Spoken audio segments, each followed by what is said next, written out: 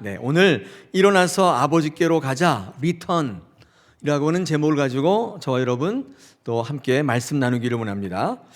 자, 우리 여기 계신 분들 가운데 아버지 아직 살아계시나요? 아버지, 네, 다 돌아가시고 우리 양곤사님만 살아계시는군요, 그죠? 네.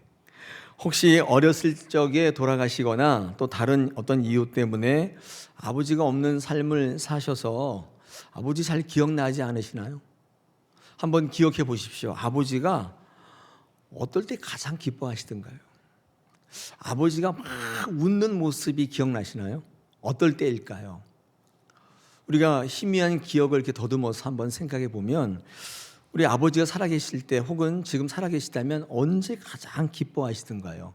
오늘 20절을 한번 보시면 이 아버지가 이렇게 기뻐하시는 모습을 이 성경에서 찾기가 쉽지 않은데 20절에 이렇게 되어 있습니다. 이에 일어나서 아버지께로 돌아가니라. 아직도 거리가 먼데 아버지가 그를 보고 측은히 여기어 달려가 목을 안고 입을 맞추니 이렇게 맞춥니다.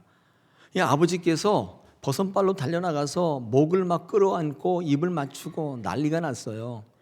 이렇게 기뻐하시는 아버지의 모습을 우리가 성경에서 이렇게 발견하기가 어려운데 이런 모습을 발견하면서 하나님께서 언제 이렇게 기뻐하시는가를 우리는 알 수 있습니다.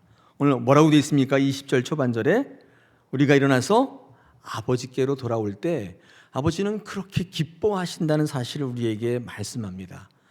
오늘 저희 모두가 이 말씀을 통해 아버지를 기쁘시게 하는 사람들이 되었으면 좋겠습니다. 할렐루야. 오늘 성경은요, 어떤 아버지와 또 어떤 아들들의 이야기를 하고 있는데 이 탕자의 비유라고 하는 말씀인데 아마도 교회 안 다니시는 분들도 알 만큼 유명한 성경의 말씀입니다. 이 말씀은 실제 일어났던 일이 아니라 하나님께서 예수님께서 비유로 말씀하시는 거죠. 예수님께서 들려주시는 이 비유는 어떤 목적을 갖고 있냐면 우리들 한 사람 한 사람의 살아가는 모습을 돌아보게 하시고 우리가 어떻게 하면 하나님을 기쁘시게 하는 삶을 살아갈까, 또 하나님과의 관계를 잘 세워서 이 구원이 무엇인지를 말씀하시고자 하는 목적이 있습니다. 그래서 비유로 말씀하시는 겁니다. 오늘 이 말씀을 통해서 우리가 우리의 모습을 한번 돌아보고 아까 말씀드린 것처럼 하나님을 기쁘시게 하는 그런 저와 여러분 되기를 원합니다. 여러분, 두 명의 아들이 등장하는데 여러분 이 아들들은요, 여러분 잘 보셔야 될 게 저와 여러분의 모습일 수 있기 때문에 이 비유잖아요. 그래서 저와 여러분의 모습일 수 있기 때문에 한번 잘 살펴보셨으면 좋겠습니다. 자, 어떤 아버지에게 두 명의 아들이 있습니다. 이 중에 둘째 아들을 먼저 언급을 하는데 이 둘째 아들은 이 아버지에게 자기 목을 달라고 해서 상속분을 달라고 해서 그 먼 나라에 가서 거기서 호랑방탕해서 그 재산을 다 탕진해버리고 날려버린 아들입니다. 그럼 당시 유대 사회의 아버지 유산은 아버지가 죽었을 때 받는 거예요. 살아있을 때 받는 게 아니에요. 아직 아버지가 살아계신데 자신의 유산의 몫을 달라고 하는 것은 아버지가 죽었다 하시지 전제로 하는 얘기이기 때문에 사실 못할 짓이에요. 왜냐하면 돌아가시지도 않았는데 죽었다고 보고 그거 달라는 건데 그게 아들이 할 짓인가요? 일단 이 둘째 아들은 어떤 아들이에요? 아주 못된 아들이죠. 불효자입니다. 근데 한번 생각해 보십시다. 여러분, 우리가 불효자라고 욕하는 이 아들, 왜 그 불효자의 굴레를 쓰면서까지도 자기의 유산의 몫을 미리 달라는 무리수를 두었을까요? 좀 지나면 당연히 받을 텐데 왜 이렇게 미리 달라고 그랬을까요? 한번 생각해 보시면 좋을 것 같아요. 전에 말씀드린 것처럼 그 아들들이 우리의 삶의 모형일 수 있기 때문에 한번 생각해 보시는 거 좋을 것 같습니다. 왜 그랬을까요? 왜 그랬을까요? 제가 한번 묵상할 때 이랬을 것 같아요. 매일 집에서 살았는데 아버지가 하라는 대로 살았는데 뭐 별다른 게 없어요. 그 아들이 생각할 때는요, 집 밖에 뭐가 있을 거라고 생각했던 모양입니다. 먼 나라에 가면 뭔가 있을 것 같다고 생각했어요.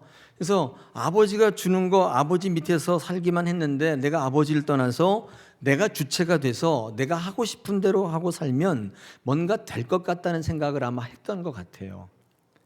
여러분, 오늘 이렇게 본다면 둘째 아들은요, 그냥 집 나간 게 아니라 사실은 성공하려고 나간 거예요. 망하려고 나간 게 아닙니다. 어떻습니까? 이 둘째 아들이 이상한가요? 당연히 그럴 수 있다고 생각이 됩니다. 우리가 이런 측면에서 본다면 이 둘째 아들은 주체성이 강한 사람이죠. 성공주의자입니다. 어떻게든 살아보려고 했던 사람인 것입니다. 뿐만 아니라 형식과 규례를 과감 있게 드리고 뭔가를 이루려는 도전 정신이 강한 사람이라고 볼 수 있어요. 그러니까 어디에 매여 있는 사람이 아니라 아버지를 떠나고서라도 뭔가를 새롭게 이루려고 했던 사람, 좋게 말하면 그런 사람이죠. 우리 이 사람을요 이렇게 얘기합니다. 집 나간 탕자, 집을 나간 탕자입니다. 탕자라는 말은 이게 방탕하게 사는 사람이죠. 집 나가서 자기 마음대로 사는 분. 우리 가운데 이런 분들이 있을 수가 있다는 생각을 해봅니다. 자, 첫째 아들을 보시겠습니다. 여러분 첫째 아들은요 이상하게 두 번째로 다루어집니다.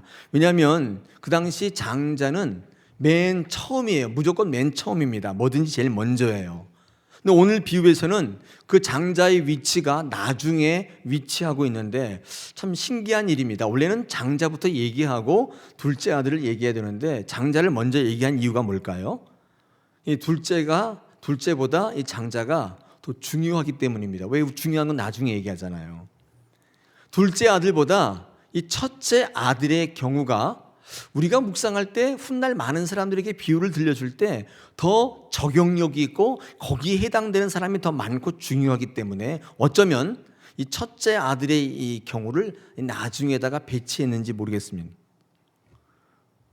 이 첫째 아들의 경우가 왜 중요하냐? 우리가 발견할 수 없는 탕자이기 때문에 그렇습니다. 돈 달라고 해서 밖에 나가서 다 써버리고 망한 아들은 우리가 바로 발견할 수가 있어요. 이 나쁜 놈이네, 이 불효자네. 근데 이 첫째 아들은요, 이 표면적으로 드러나 있지 않는 탕자예요. 숨어 있는 탕자예요. 이 어떤 아들이냐면 오늘 성경 말씀 읽어보니까 순종하는 아들입니다. 아니 더 정확히 말씀드리면 순종하는 것 같은 사람이에요. 순종하는 건 아니고 순종한 것 같은 사람이에요. 이 첫째 아들의 경우가 우리의 모습 속에 있습니다. 이게 잘 드러나지 않기 때문에 이 사람은 주께로 돌아오기도 아버지께로 돌아오기도 쉽지 않아요. 그래서 중요한 케이스라서 뒤쪽에다가 배치한 것 같아요. 여러분 교회 안에 우리의 모습도 이런 모습이 있을 수 있다는 거예요. 순종하는 이들이 있는가 하면 순종하는 것 같은 분도 있어요. 이 순종하는 것과 순종하는 것 같은 것은 다른 얘기죠. 교회의 주인은 하나님이시지 않습니까? 우리 성도는요, 이제 그렇게 보면은 하나님의 자녀이고 그의 백성입니다. 하나님이 우리 주인이라면 우리는 그분의 종인 것이죠. 교회 안에 자녀가 있고 자녀처럼 사는 사람이 있어요. 종된 사람이 있는가 하면 종처럼 사는 사람도 있어요. 이거 완전히 것입니다. 이게 발견되지가 않아요. 근데 이게 언제 발견되냐면 이렇게 첫째, 둘째 아들의 경우를 통해서 내 것이 손해본다 이런 생각이 딱 들면요, 이게 분노가 일어나요. 여러분 종으로 살면 절대 분노 없는데 종처럼 살려고 하면 하는 일마다 분노가 생겨요. 자존심 상하고. 여러분 교회에서 신앙생활할 때 또 하나님 섬길 때 자존심 상하시는 경우는 종이 아니라는 증거예요. 종처럼 사시는 분들이에요. 이럴 때는 조금 자존심 상하고 기분 나쁠 때가 참 많이 있습니다. 여러분 그날도 이 첫째 아들은요 밭에 나가서 일을 하다가 돌아오는 길이었습니다. 25절 보니까 밭에 있다가 돌아왔다게 돼 있죠. 일하다가 왔습니다. 여러분들 29절에서 이 첫째 아들이 밝히고 있듯이 이 첫째 아들은 아버지의 명을 어겨본 일이 없는 정말 하라는 대로 잘하는 아들인 것처럼 보입니다. 늘 아버지 곁에 있어요. 유산 달라고도 하지 않았습니다. 집 나가지도 않았어요. 많은 사람들이 이 사람을 효자라고 부르기도 하죠. 근데 제가 이제 묵상할 때 효자라는 정의는 잘못된 것 같고요. 이 사람의 정의는 이렇게 해야 될 것 같아요. 사실은 용기가 없는 사람. 아버지의 재산을 받고 싶지만 둘째 동생처럼 아들처럼 대놓고는 이야기하지 못하고 그저 마음속에 숨기고 있는 사람. 용기가 없는 사람이지 효자는 아니죠. 그죠? 믿음이 좋다고 얘기하면 안 될 것 같고 용기가 없어서 교회 밖으로 못 나가는 거죠. 근데 용기가 생기면 언제든지 나갈 수 있습니다. 내 뜻에 따라서 살 수 있죠. 이 첫째 아들은요, 대놓고 이야기하지 않은 것, 그거 참 훌륭한 것 같아요. 근데 제가 말씀 묵상할 때 오히려 그것이 그에겐 더 문제였던 것 같아요. 속에 불만과 불평이 가득 차 있는데 표현하지 않는 거, 그래서 그것으로 병들어 있는 거. 할 말은 좀 하고 살아야 되는데, 하고 싶은 건 좀 해야 되는데, 이 과감한 둘째 아들에 비해서는 그렇게 할 수 없어서, 용기가 없어서 못하는 사람이죠. 여러분, 이 사람을요 우리가 뭐라고 하냐면 집에 있는 탕자라고 합니다. 집 밖으로 나간 탕자도 있지만 집에 있는 탕자도 있습니다. 제가 이렇게 목회하면서 볼 때 비율적으로 보면요, 집에 있는 탕자가 상당히 많이 있습니다. 집 밖에 나가신 탕자도 있는데, 근데 어쨌든 둘 다 아버지를 떠나기는 마찬가지인 것입니다. 그러니까 오늘 두 아들은 하나같이 아버지를 떠난 인생들입니다. 여러분, 이 아들들에게 오늘 성경은 우리에게 뭐라고 하시냐면 그 아버지를 기쁘게 하라. 그 아버지가요 기뻐하시는 모습을 20절 읽었는데 이렇게 기뻐하시는 모습을 본 일이 없어요. 그 아버지를 기쁘시게 하라. 여러분, 아버지를 떠날 때 여러분 둘째 아들의 모습을 보십시오. 궁핍해서 돼지를 치고, 돼지를 칠 때 이 돼지가 먹는 쥐엄나무 열매도 못 먹는 이 비참한 인생 살지 않습니까? 여러분, 첫째 아들은 이 표현하지 못하고 불평불만이 있는데 이게 말하지도 못하고 끙끙 앓다가 이게 속으로 곪으니까 비교의식이 들어오고 열등의식 들어와서 그렇게 많은 것을 줬는데도 불구하고 아무것도 누리지 못하는 영적인 거지로 살아가고 있지 않습니까? 우리가 진짜 예수 믿을 때 과제가 뭐냐면요, 아버지를 기쁘시게 하는 것입니다. 아버지를 기쁘시게 하면 진짜 아들 되고요, 진짜 아들이 되려면 아버지께로 돌아가셔야 돼요. 아버지께로 돌아가면 하나님이 그렇게 기뻐하실 수가 없어요. 오늘 아침에 우리는 이 요구를 받게 되고 있습니다. 2018년도 총동원 전도주일 초청주일을 맞이했는데 오랜만에 오시는 분들, 그 다음에 또 새로 오신 분들, 늘 열심히 신앙생활하는 모든 분들 함께 우리의 삶과 하나님 아버지 되심 한번 생각해 보면서 우리의 신앙의 방향을 한번 잘 잡아보시고 이로 인해서 아버지가 기뻐하시는 신앙 되기를 원합니다. 할렐루야. 여러분, 우리의 삶의 자리와 신앙의 자리를 돌아보면 우리는 어떤 형태로든지 아버지를 떠난 아들일 수 있습니다. 둘째 아들일 수도 있고 첫째 아들일 수도 있어요. 집 나간 탕자일 수도 있고 집을 기쁘는 탕자일 수 있습니다. 오늘 여러분이 저와 함께 아버지를 기쁘시게 하는 삶을 결단하시면 오늘 이 자리에 하나님께서 버선발로 뛰어나오셔서 여러분 목을 끌어안고 입을 맞추고 나 너무 기쁘다, 나 너 때문에 너무 기쁘다, 하나님께서 여러분 안아주시고 여러분 등을 두드려 주실 줄로 믿습니다. 자, 아버지는요 어떤 존재이냐면요, 왜 우리가 아버지께로 돌아가야 되는가, 기쁘시게 하는데 아버지는 어떤 존재인가, 우리 한번 같이 이제 두 아들을 살펴봤는데 아버지 한번 살펴보겠습니다. 아버지는요, 이렇게 제가 한번 제목을 삼았는데 기준을 세우는 존재입니다. 이 아버지가 어떤 분이냐면 아버지가 계시면 내 인생의 기준이 딱 서는 거예요. 여러분, 아버지를 떠난 인생의 특징은 기준이 없다는 게 특징이에요.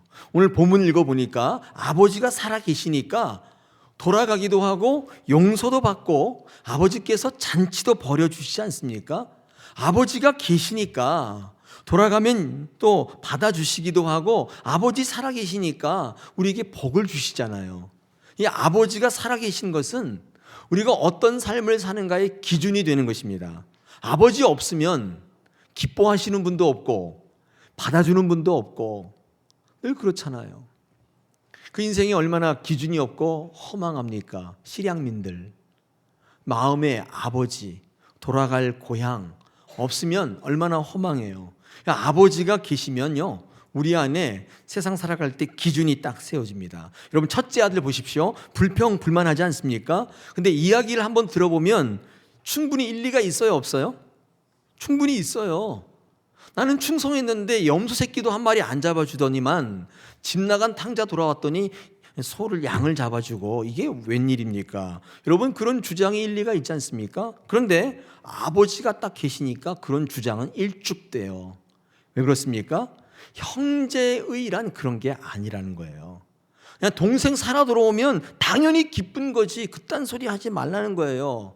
형제의의 기준을 확실하게 세워버려요. 아버지가 계시니까 기준을 세워주는 거예요. 내가 원하는 대로, 내가 생각되는 대로 사는 게 아니라 아버지가 기준을 세워주시는 거예요. 흔들림이 없는, 아버지를 기쁘게 하는 삶을 살아갈 수 있는 거예요. 이게 아버지입니다.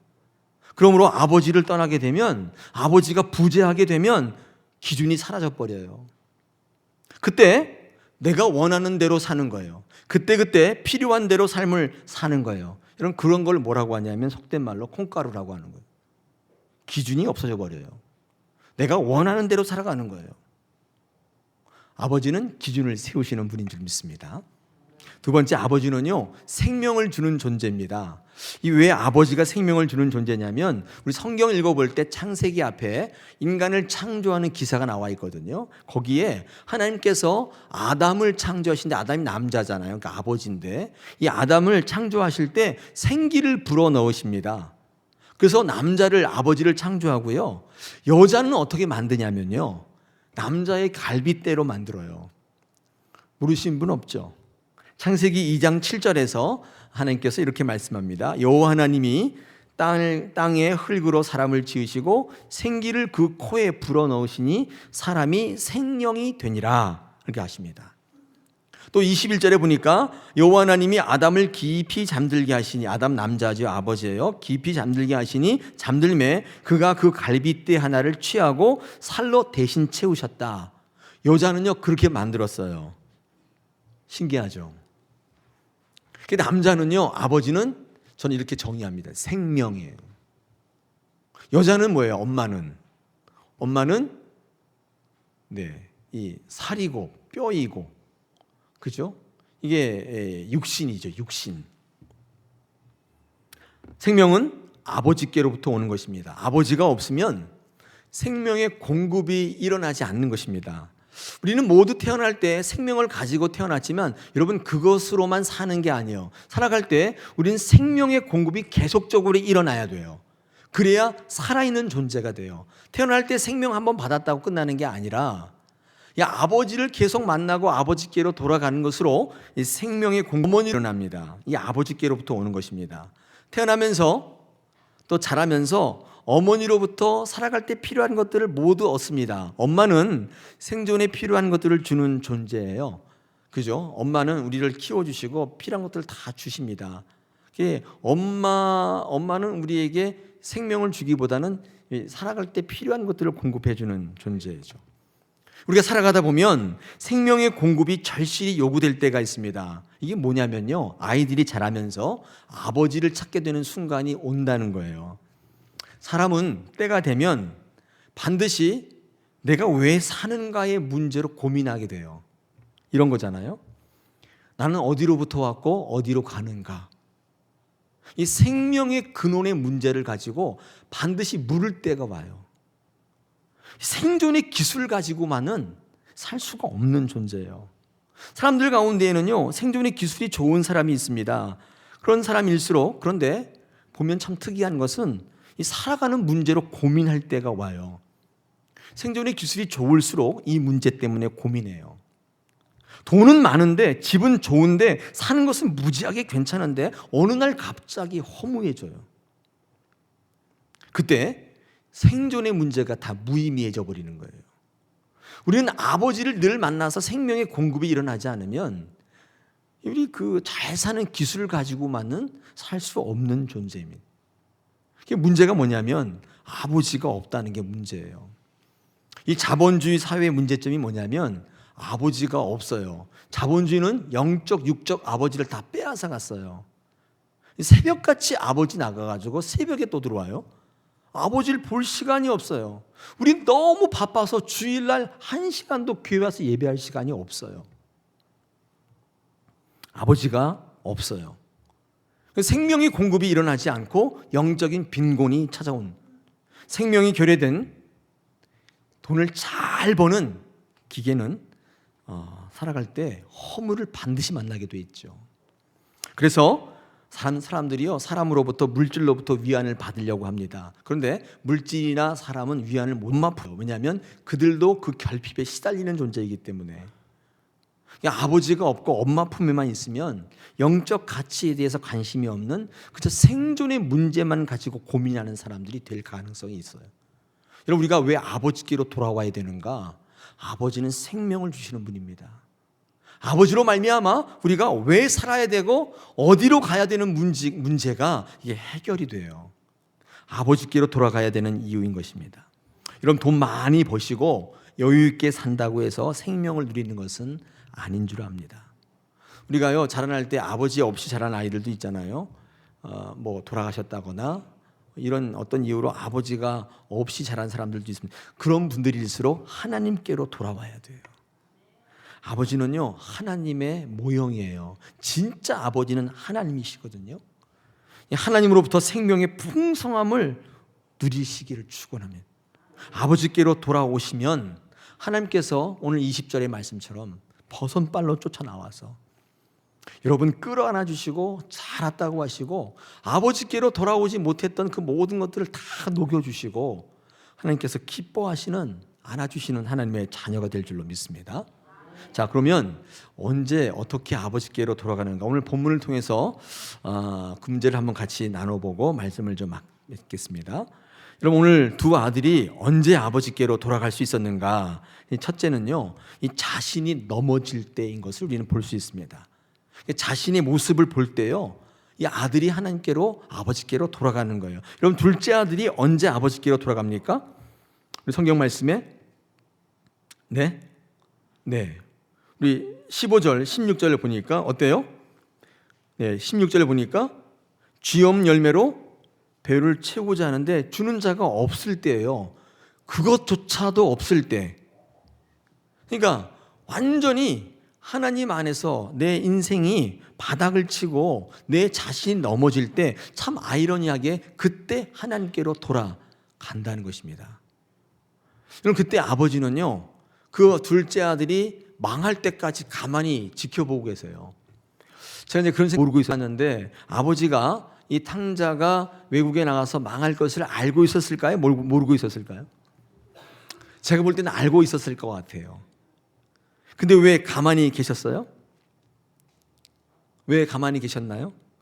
그래야 아버지가 생각나기 때문이에요. 아버지가 생각나게 하는 건요, 가만히 보고 계시면 되는 거예요. 이게 말로 해서 되는 건 아닌 것 같아요. 하나님께서는요, 이 둘째 아들이 외국에 나가서 어려워질 거라는 걸 알고 있었는데도 불구하고 가만히 계시잖아요. 그때 이 둘째 아들이 아버지가 생각나고 아버지께로 돌아오더라는 거예요. 등산할 때 꼭 등산화를 신어야 되느냐 묻는 분이 있어요. 그런 분들한테 뭐라고 얘기해요? 그냥 운동화 신으라고 말씀하시면 돼요. 네. 근데 등산 해보시면 아시지만 높은 산 올라갈 때 등산 안 신고 구두 신고 운동화 신고 하면 어떻게 돼요? 예, 발이 온전치 못하죠. 발톱 몇 개 빠지고, 그 다음에 어떻게 해요? 산에 올라간다면 등산화도 챙기죠. 이게 내버려둠의 은혜죠. 그냥 놔두면 실패를 통해서 배워요. 절망을 통해서 마음에 새기는 거예요. 하나님께서 우리를 언제 돌아오게 하시는가? 우리의 자리에서 낮아질 때로 낮아질 때. 여러분, 첫째 아들은 언제 하나님을 만나요? 하나님 안에서 절망할 때예요. 하나님 절망할 때 어때요? 그는 절망 중에서 하나님을 만나요. 우리는 눈에 보이는 것들이 무너지는 것을 두려워하지 말았으면 좋겠습니다. 무너질 때는 무너져야 돼요. 힘이 빠질 때는 힘이 빠져야 돼요. 그래야 진짜 우리가 일어나게 되고 아버지께로 갈 용기를 얻는 것입니다. 하나님은 우리가 아무리 잘못해도 우리를 저주하시는 분이 아닙니다. 우리를 저주하시고 우리를 욕하시고 우리를 죽이시는 분이 아니에요.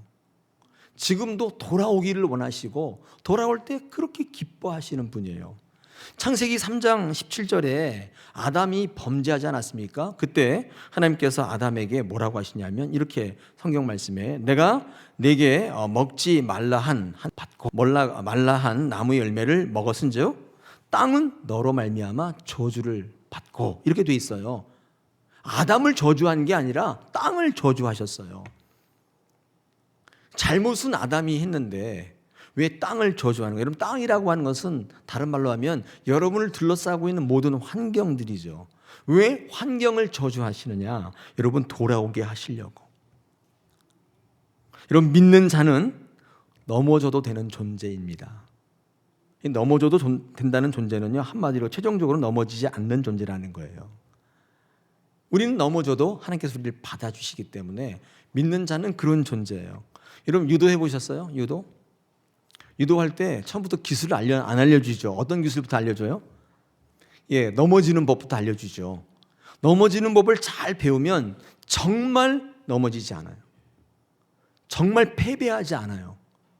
똑같아요. 하나님께서 우리에게 넘어지게 하시고 우리 한계를 체험하게 하실 때는 오라고 하는 거예요. 돌아오라는 거예요. 하나님께서 여러분 가운데 역사하시는, 여러분을 사랑하시는 마음이 여러분 인생 가운데 있습니다. 그럼 우리는 하나님 안에서 무너질 때 하나님을 바라봤으면 좋겠습니다. 믿는 자는 어떤 존재라고요? 넘어져도 된다. 넘어져도 된다는 말은 최종적으로 넘어지지 않는다는 얘기이기 때문에. 자, 두 번째로 우리가 언제 아버지께로 돌아가느냐 보면요, 이 아버지에 대해서 잘 알 때입니다. 오늘 성경 말씀 보니까 아까 우리가 읽었듯이 우리 17절 또 보면 이렇게 둘째 아들이 얘기하지 않습니까? 이에 스스로 돌이켜 이르되 내 아버지에게는 양식이 풍족한 품꾼이 얼마나 많은가.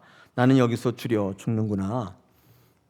여러분, 이제 드디어 둘째 아들이 알았어요. 아버지가 어떤 분이라는 거를, 풍족한 분이라는 거를 알았단 말이죠. 그 다음에 18절과 19절 또 보면 내가 일어나 아버지께 가서 이르기를 아버지, 내가 하늘과 아버지께 죄를 지었사오니 지금부터는 아버지의 아들이라 일컬음을 감당하지 못하겠나이다. 나를 품꾼의 하나로 보소서 하리라 하고. 이게 무슨 말이에요? 아버지가 어떤 분이라는 걸 알았어요? 안 거예요. 내가 돌아가면 받아주시겠구나. 이거 안 거예요. 여러분, 이거 알면요, 그때 이제 일어날 수가 있어요. 일어날 수가 있어요. 그 전까지 왜 안 돌아갔냐면요, 사실 몰랐기 때문이에요. 아버지가 풍족한 분이라는 거. 사실은 옆에 있는 철수 아빠가 더 풍족한 줄 알았단 말이에요. 근데 하나님이 엄청난 분이라는 사실을 몰랐기 때문에. 우리가 돌아가면 안 받아주실 줄 알았는데 아버지는 받아주시는 분이라는 사실을 알면 일어나서 갈 수 있는 거예요. 하나님을 알아갈 때 우리는 아버지께로 돌아갈 수 있습니다. 여러분, 하나님을 이해할 수 있어요? 하나님은 이해하는 대상이 아니라 순종하는 대상이에요. 이해하는 대상이 아니에요. 지금도 하나님을 이해하려고 하시는 분이 있어요. 근데 그거 불가능합니다. 하나님은 이해하시는 분이 아니라 순종하고 찬양을 받으시는 분이시지 우리가 이해하는 분이 아니에요. 결과적으로 신앙은요, 순종하냐 이해하냐의 싸움인 거예요. 하나님을 알아가는 것은 순종으로부터 일어납니다. 하나님을 알게 되면요, 어떤 게 증상이 있냐면, 여러분, 하나님을 알게 되면요, 그래, 이게 아니라 이렇게 돼요. 하나님은 이해로 접근이 안 되고, 하나님을 알게 되면요, 경이로움과 놀라움이 터져 나와요. 이해가 되는 게 아니에요. 하나님을 종종 불로 우리가 설명할 때가 있거든요. 여러분, 불이 있는데 명백히 보이는데 그거 만질 수 없잖아요. 설명이 잘 안 돼요. 이거 어떻게 설명? 그렇다고 체험하려면 손을 반드시 대게 돼 있어요. 존재하시는데 이해는 안 돼요. 설명은 안 되는데, 이 하나님은요, 순종과 고백과 인정의 대상이지. 따뜻하다. 너무 좋다. 우리가 고백하는 대상이지, 저게 왜 저럴까, 그렇게 되는 게 아니에요. 여러분, 하나님을 철저히 알아가실 때 하나님께로 돌아가실 수가 있어요. 사랑하는 여러분, 하나님을 알아가실 때 주저하지 마시기 바랍니다. 하나님 지금도 여러분 하나님께 돌아오길 원하시고, 오실 때 지금도 뛰어나와서 왜 이제 왔어? 왜 이제 왔어? 내가 널 얼마나 기다린 줄 알아? 품어주시고 생명 주시고 여러분 칭찬해 주시고 안아주시는 하나님이신 줄 믿습니다. 할렐루야. 여러분 우리가 인생을 살 때 우리를 괴롭히는 거 있죠. 여러분 괴롭히는 게 뭐가 있습니까? 한번 꼽아 보십시오. 돈 없는 거 괴롭죠. 병나는 거 괴롭죠. 사람들과의 관계가 일그러진 거 이거 괴롭죠. 그렇지 않습니까? 이 모든 것들이 우리가 살아갈 때 인생을 괴롭히는 거예요. 근데 병나고 돈 없고 관계가 일그러지는 거 이거 한마디로 말하면요, 이게 죄의 증상이에요. 여러분 감기 걸리면 콧물 나고 기침 나죠. 이 죄가 딱 들어오면 이런 증상들이 나타나요. 하나님께서는요, 함께 돌아올 때 이 모든 걸로부터 자유롭게 하나님 기뻐하시는 인생 살기를 원하시는데, 베드로후서 3장 14절에 이렇게 이야기합니다. 점도 없이 흠도 없이 살기를 원하신다. 여러분 이 말씀 아마 읽어보신 적 있을 텐데, 여러분 점과 흠이 뭐냐? 여러분 점은 태어날 때부터 허물이에요. 이렇게 점배기 이렇게 큰 거 있잖아요. 이거 어떻게 해요? 물로 씻어요? 요즘엔 의술이 발달해서 레이저로 파내면 되는데, 그죠? 이 뭐 예전에는 이거 있으면 어떻게 해볼 수가 없잖아요. 그죠? 이거 태생으로 갖고 나오는 허물인데, 여러분 흠은 뭐예요? 흠은 살아갈 때 우리가 가진 허물이에요. 이제 이 점은 우리가 태어날 때부터 갖는 죄라고 한다면, 흠은 우리가 살아가면서 짓는 죄라고 한다면, 여러분 이런 것들이요 우리를 너무 힘들게 해요. 근데 이거는 어떻게 해결되느냐? 씻는다고 될 문제가 아니잖아요. 이거는 피로 씻어야 돼요. 예수 그리스도의 십자가의 보혈을 만나고 하나님께로 돌아가면 하나님께서 그 모든 것 통해서 깨끗하게 씻어주시는 거예요. 할렐루야. 사랑하는 여러분, 오늘 잘 나오셨어요. 하나님께서 오늘 기다리고 계시는 거예요. 오늘 이렇게 기뻐하신 하나님의 모습을 하나 발견할 수가 없어요. 너무 기뻐하시는 거예요. 달려가서 목을 안고 입을 맞추고. 하나님의 기쁨은 어디에 있어요? 여러분이 돌아올 때예요. 아버지를 떠나지 않고 아버지 안에서 늘 살 때도 하나님은 기뻐하십니다. 하나님 것이 다 그들의 것이 그 아들의 것이라고 31절 말씀, 당연한 거죠. 구원받은 사람들도 하나님의 기쁨인데, 여러분 이들이 이렇게 기쁨이 대상이 되기까지는 이런 엄청난 기쁨의 단계를 거쳤어요. 이미 돌아올 때 그들도 목을 끼안아주고 그를 입을 맞추고 기뻐하셨어요. 이 여러분 구원받은 이들에 대한 하나님의 기쁨은 그래서 어떻게 기뻐하시냐면, 구원받은 분들은 사명 감당하시면 하나님께서 기뻐하세요. 근데 정말 너무 기뻐하시는 것은 둘 탕자이잖아요. 둘 탕자. 집에 있는 탕자, 나간 탕자. 이들이 하나님을 발견하고 하나님 돌아올 때 너무 기뻐하시는 거예요. 99마리 양을 놓고 한 마리 양을 찾으러 간다고 해서 99마리가 중요하지 않은 건 아니에요. 그들도 기뻐하시는 존재인데, 그들은 이미 이 기쁨의 단계를 거쳤어요. 그들은 사명을 감당하는 일꾼들이에요. 근데 하나님이 정말 기뻐하시는 가장 큰 기쁨은 길 잃어버린 한 마리 양이 돌아올 때예요. 그때 너무 기뻐하시는 거예요. 할렐루야. 여러분 하나님을 기쁘게 하는 저와 여러분 되기를 원합니다. 오늘 2018년도 총동원 초청주일의 주제는 리턴입니다. 여러분 리턴, 여기 앞에 보면 찾길에 이렇게 보면 리턴이 있죠. 유턴, 돌아오는 거예요. 돌아오는 거. 리턴, 다시 오는 거예요. 왜 하나님께로 와야 됩니까? 하나님이 너무 기뻐하시기 때문에. 하나님이 기쁘신 인생 되기를 하나님 지금도 바라고 계십니다. 우리 다사랑 교회를 통해서 저와 여러분이 하나님을 기쁘시게 하는 귀한 신앙생활 하기를 축원합니다. 예수의 이름으로 환영합니다. 하나님께서 생명 주실 줄로 믿습니다.